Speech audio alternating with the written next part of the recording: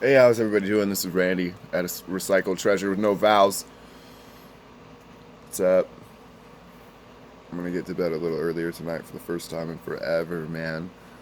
I felt so bad for my wife this morning. She was trying to do the sweet thing, and I missed like 2 bids for my landscaping company. I was running late all day, didn't get the truck unloaded, blah, blah, blah, blah, blah. It's funny.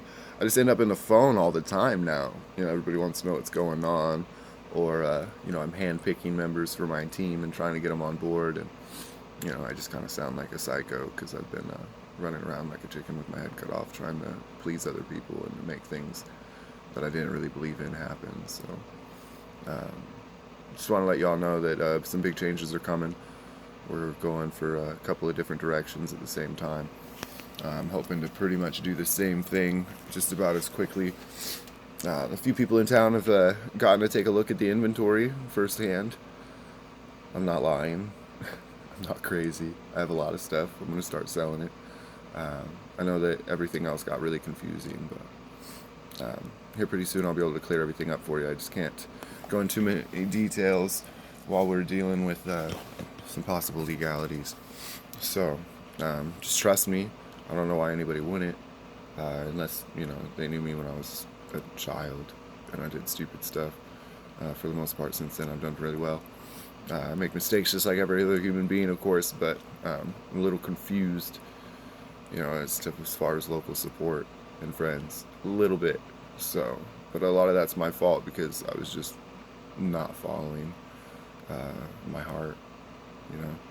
And so my goal has always been to make money and help people at the same time. Always. That's my goal. As far as what I'm doing or how I'm doing it or what I'm using or any of that, that's never really mattered to me. I hated the fact that I consistently made other men rich. And they consistently told me that my worth was less than it actually was. I would, get hired somewhere and join a crew that was like 5 people, and then 3 of them would be gone, and sales would increase. And the next thing you know, I'd be a manager and I'd get $1 an hour.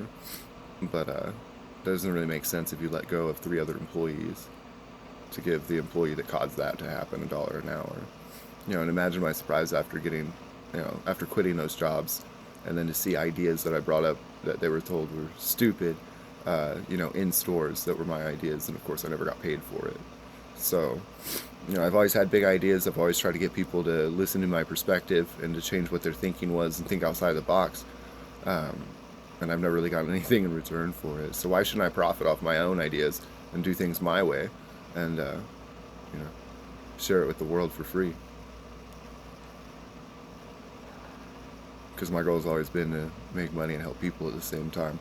I did want to give some shout outs. I'm a big time NFL fan, and my YouTube channel and everything isn't going to just be to sell people stuff.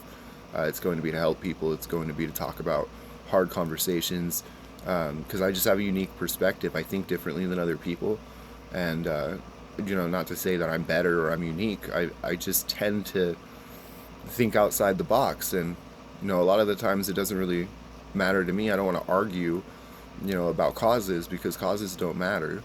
The problems is not really what we should be arguing about. We should be arguing about the solution. Typically, I'm pretty good at finding solutions to problems, but I don't communicate it very well, typically, to the person that I'm dealing with in that moment, because I get so frustrated that they won't listen. Like, they're just completely unwilling to open their mind and listen to the other side. Because I'm really good at listening to both sides of a conversation, doing my own research, thinking about it for a while, coming up with a possible scenario, and typically being pretty close. So I wanted to do that, not just to teach people how to build antiques, not just to teach people that it's possible to break yourself out of poverty, no matter what your background is. And we'll go into my background a lot more later. I was, doing a big-time business deal. I didn't really want to talk too much about my past, so now that it's all on my own money, it doesn't matter, and I'll get into that later. So, So, I love the NFL. I just wanted to say a big shout-out to Ryan Shazier tonight to see him walking. Like, what a man. How much courage to work yourself back to get back into football.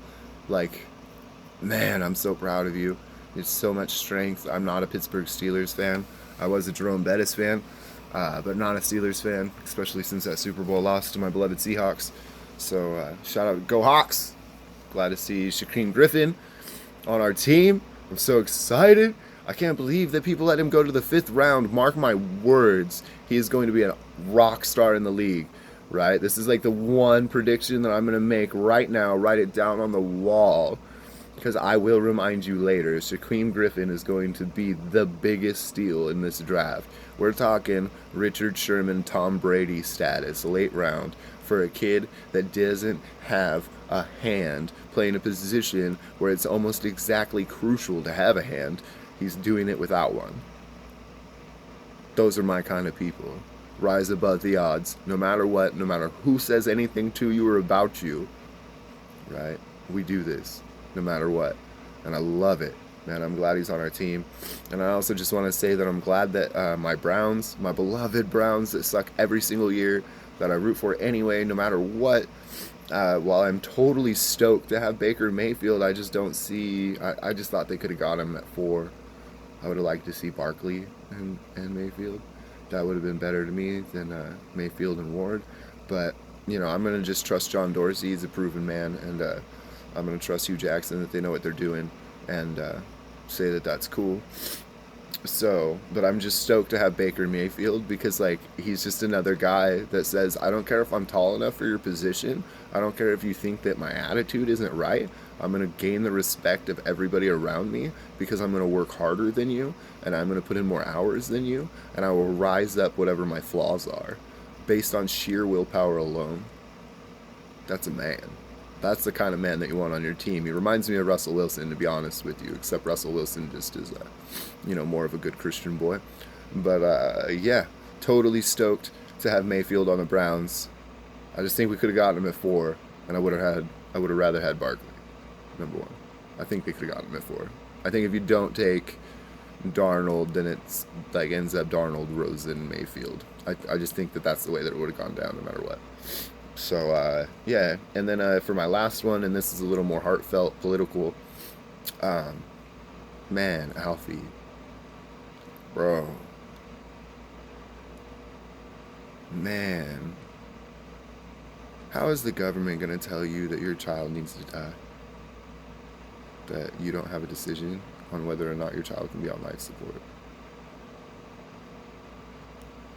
For all you people that keep pointing to other countries and telling our American people that we need to start being like them, you need to actually start doing research to what is happening with this ridiculous socialism that's going on in the world. The government should never have a right to tell me that I have to let my child die. Ever. It won't happen here. We won't allow it. And you will not force us to.